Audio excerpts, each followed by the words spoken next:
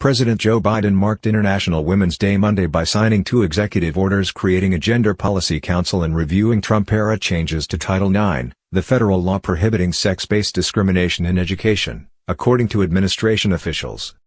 The first order establishes the White House Gender Policy Council to work with other policy councils to advance gender equality in domestic and foreign policy development, combat systemic bias and discrimination, including sexual harassment, and focus on increasing female participation in the labor force and decreasing wage and wealth gaps, the officials said. The council will also focus on transgender rights and supporting care workers, predominantly women of color. Officials pointed out the COVID-19 pandemic has hit women the hardest, with 2.5 million leaving the workforce in 2020 compared to 1.8 million men who did the same. The U.S. Department of Labor's February jobs report released Friday found Black and Hispanic women showed the greatest declines in labor force participation.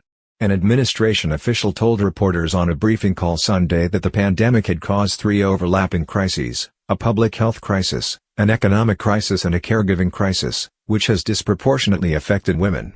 The official pointed to the passage of the president's COVID-19 relief plan as an initial step to assist women affected by the pandemic, including direct payments of $1,400 and an increase in the child care tax credit.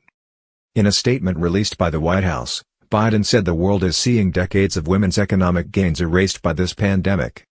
These global trends damage all of us, because we know that governments, economies, and communities are stronger when they include the full participation of women. No country can recover from this pandemic if it leaves half of its population behind, he said. The Gender Policy Council, led by Jalissa Reynoso, Chief of Staff to First Lady Jill Biden, and Jennifer Klein, the Chief Strategy and Policy Officer for the anti-sexual harassment group Time's Up, will work with all cabinet secretaries and submit an annual report to the president to measure progress on prioritizing gender equality across the government. Biden is also expected to name a special assistant to the president and senior advisor on gender-based violence.